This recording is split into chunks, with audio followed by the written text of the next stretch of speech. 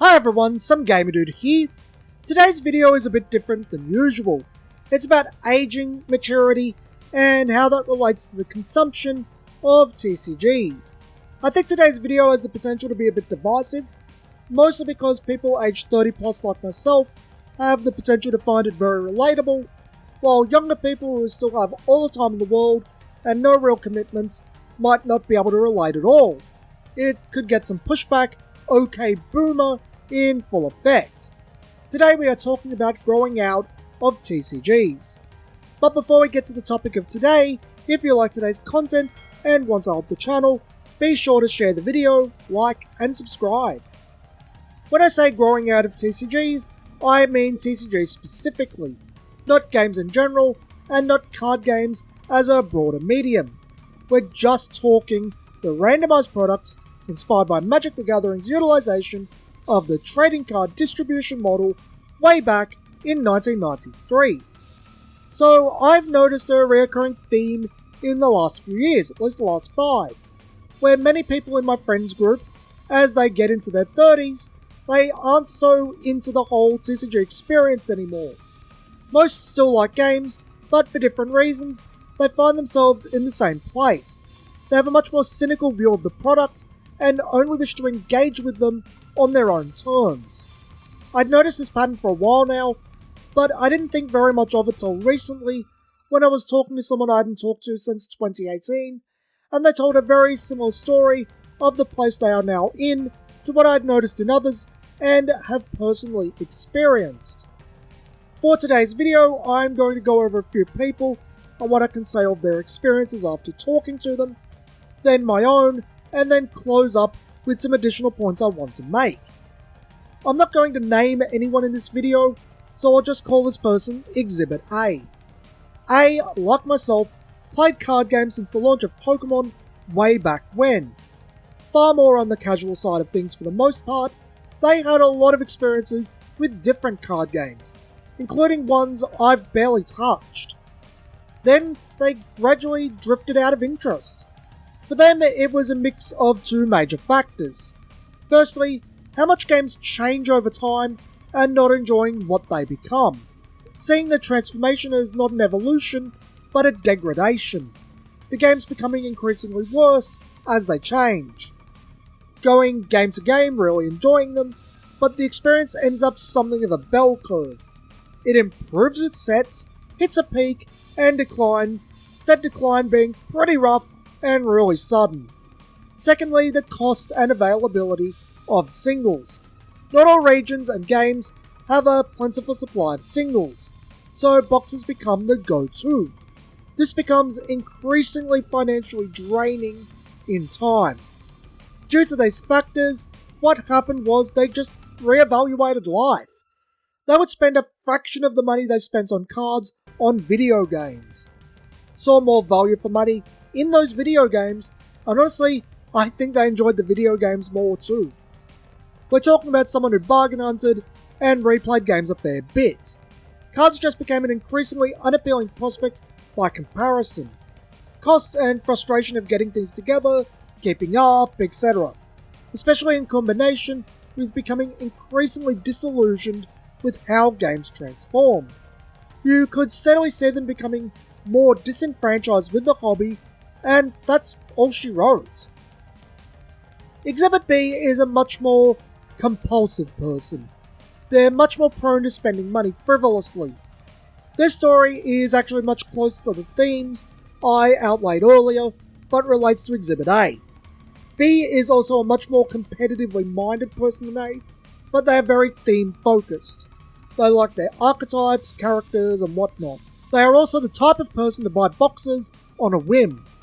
However, they steadily started focusing on what they were getting out of their boxes, how much money it cost them versus what they walked away with, and they started questioning hard whether it was worth it. Singles don't exactly make it much better when they cost upwards of 40 Australian and you need playsets of 4. That started them on the path of prioritising games with generous drop rates and / cheap singles. So Exhibit C is a big outlier in my sample group because of their work experience. They know firsthand just how many of supposedly rare cards there actually are in existence. That puts a lot of things into a very different perspective. They also have some similarities to Exhibit A in disliking what they view as the degradation of games, but C has a different view of the scenario to Exhibit A due to knowing firsthand why these changes happen.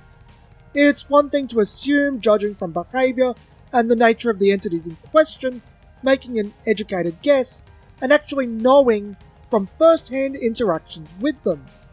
They also lead a very busy life, not only a full work schedule, but a family.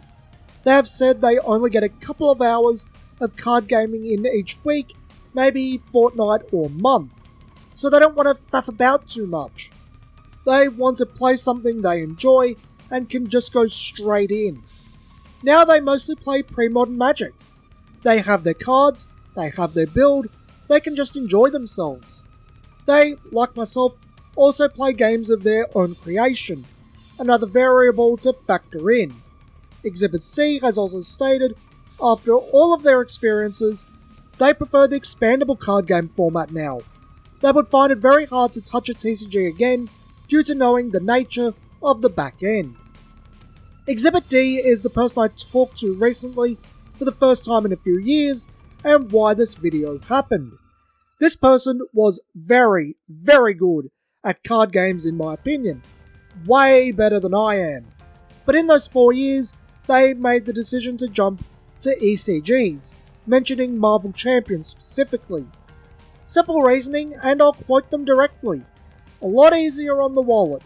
I want to buy stuff other than booster boxes. I was pretty busy when they got in contact with me, so I didn't have that much time to talk, but I think that says it all. So let's finish story time with myself. Mine is a very gradual thing, going back to 2015 at the tail end of my Vanguard tenure. Ever since I started Vanguard, I was regularly buying boxes and buying with friends as a group to beat the odds. However, the game became increasingly more expensive as time went on, with the G era giving way to cards that were 40 Australian or more. The last singles for Vanguard I bought were 2 copies of Marine General of Heavenly Silk, Lambros, at 40 Australian each. I didn't enjoy G anywhere near as much as the earlier eras of the game, and this was a lot of money to spend just to keep up with a game I was steadily losing interest in. It became fully apparent to me that games could become substantially less enjoyable in a very short amount of time. This was in conjunction with seeing cards become worthless because the game marched on or the game died. I steadily became far more frugal in regards to my spending on card games. When I shortly played Magic, I brought down my spending to singles can't be over 15 Australian and no booster packs unless they come with another product I actually want or are gifted to me. Now I am in a position where I spend most of my time on my own games, and I find it really hard to justify more than 10 Australian on a single. If it's around that 15 Australian mark, it must be an outlier to the rest of the deck.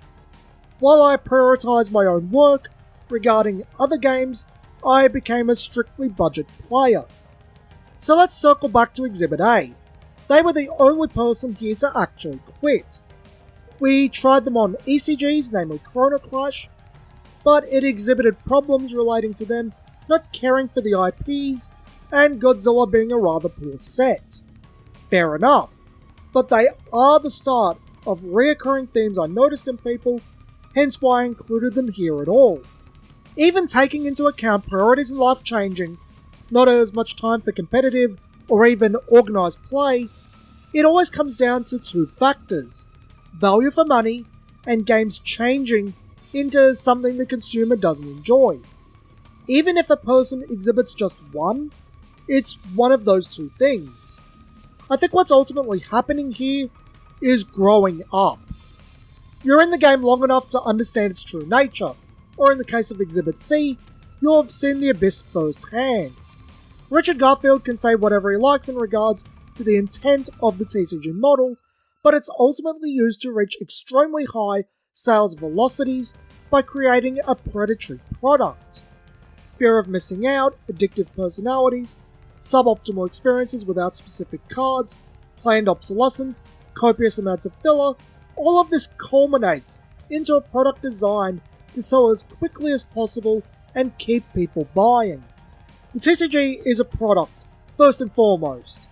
The purpose of that product is to make money, and all else is secondary. I've seen it directly from the horse's mouth. Wizards of the Coast's antics, as of late, are not out of the norm. They're just more brazen and transparent. As you grow up, you have a better understanding of what you like and what you don't. You become less okay with poor treatment, such as that from card game publishers, and you have less proclivity to put up a mask saying you're okay with something you're not, especially if it costs you money. It becomes easier to just take what you like, play with your mates of the same mind, and walk away. Realize life is too short to spend on being unhappy with state of things you have no control over. The publisher's profit line can be someone else's problem, namely theirs. I'm curious on your experiences, either you personally or people in your playgroup. My gut tells me there will be a lot of pre-modern Magic, Commander, Yu-Gi-Oh! Structure decks, maybe speed duels, potentially Pokemon, all things with low investment or are stable. But I'm really curious how widespread these types of thoughts are. Please tell me in the comments. Till next time, friends, this has been Some Gamer Dude, and thanks for watching.